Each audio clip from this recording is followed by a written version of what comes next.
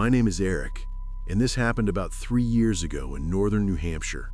I work construction during the summer, but in the winter, I attach a plow to my pickup truck and clear driveways for extra cash.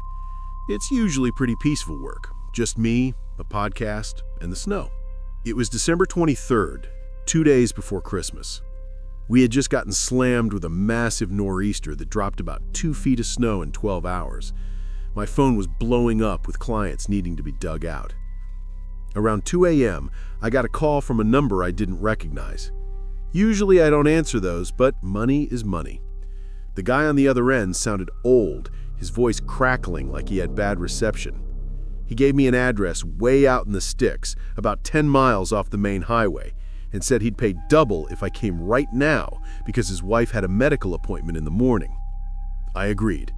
I drove out there, the roads getting narrower and darker the further I went. The trees hung low, heavy with snow, creating this claustrophobic white tunnel. When I finally reached the house, it was dark. No porch lights, no Christmas lights. Just a small, single-story cabin sitting in a clearing. I put the truck in four-wheel drive and dropped the plow blade. I did the first pass, pushing a mountain of snow off to the right. I backed up, the reverse beeper echoing in the dead silence of the woods. I did a second pass. That's when I saw it. In the pile of snow I had just pushed aside, something was sticking out. It looked like a boot. I slammed on the brakes. My heart dropped into my stomach. I thought maybe a drunk person had passed out in the driveway and got buried, and I had just hit them with the plow. I grabbed my heavy flashlight and jumped out of the truck. The engine was still rumbling, and the headlights cut through the falling snow. I ran over to the snowbank and dug frantically. I pulled on the boot. It came loose easily. It was empty. Just an old rubber work boot. I let out a sigh of relief, but then I shined my light further down the driveway. About 20 feet away, standing right at the edge of the tree line where my headlights faded into darkness, was a person. They were wearing a white painter's suit, not winter gear, a thin, paper-white painter suit. They were almost invisible against the snow. "Hey!" I yelled, trying to sound tough. "You almost got hit!" The person didn't move. They just stood there facing me. The hood was up and they were wearing a white mask. Not a scary Halloween mask, but a plain white plastic face shell. A feeling of pure dread washed over me. It was 2:30 a.m., 10 degrees outside, and this guy was standing in a paper suit in the woods. I turned back to my truck. As I grabbed the door handle, I heard a sound that made my blood run cold. Crunch, crunch, crunch. Fast footsteps on snow. I spun around with the flashlight. The figure was sprinting at me. He was completely silent, no screaming, no heavy breathing, just the sound of boots sprinting on ice. And in his hand, I saw the glint of something metallic, a machete. I didn't think. I dove into the driver's seat and slammed the door. I locked it just as a heavy thud hit the window. The man slammed the hilt of the machete against the glass.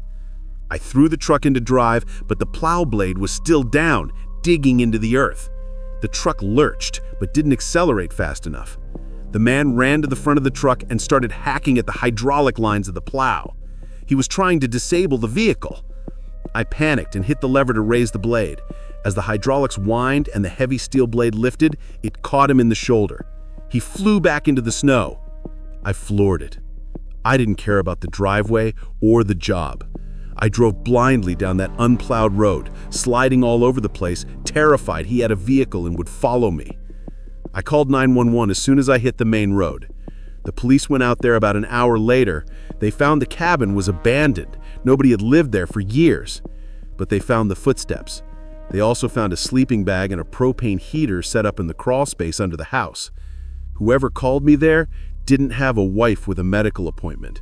They just wanted someone to come out to the middle of nowhere in the middle of the night. I don't plow for strangers anymore.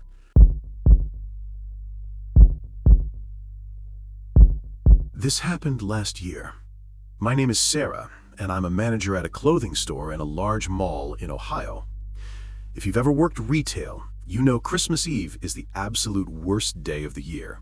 The store is a disaster zone, customers are rude, and you just want to go home. We officially closed at 6 p.m. By 6:30, all the customers were gone and my staff had clocked out. I stayed behind to count the registers and do a final walkthrough. The mall turns off the main corridor music at 7, and it gets eerily quiet. Just the hum of the HVAC and the distant squeak of security guard shoes.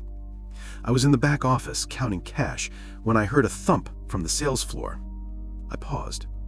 I looked at the security monitor. The store was dark, lit only by the emergency exit signs and the ambient light from the mall hallway. I didn't see anything. I figured a pile of jeans had fallen off a table. It happens. I finished the deposit, grabbed my purse, and walked out onto the sales floor to set the alarm. As I walked past the fitting rooms, I smelled something. It wasn't the usual smell of cardboard and perfume. It smelled like body odor. Strong, stale sweat.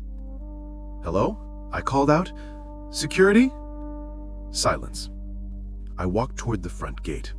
Our gate is one of those metal grates that pulls down from the ceiling. I had lowered it halfway so I could duck under it to leave. As I bent down to grab my keys, I saw movement in the mirror on the wall.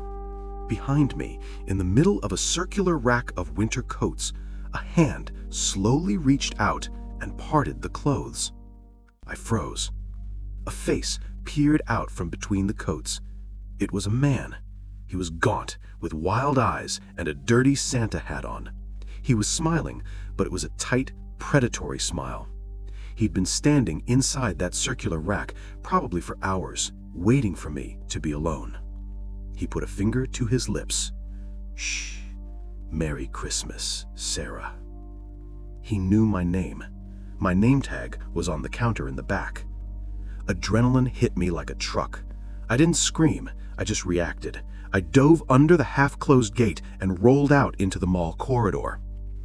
"Hey!" he screamed, his voice cracking. I heard him running toward the gate. I scrambled to my feet and hit the button on the wall outside to lower the gate the rest of the way. The motor hummed, painfully slow.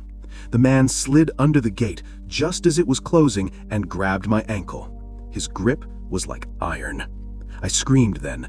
I kicked him in the face with my heel, hard. He let go with a grunt, and I scrambled backward.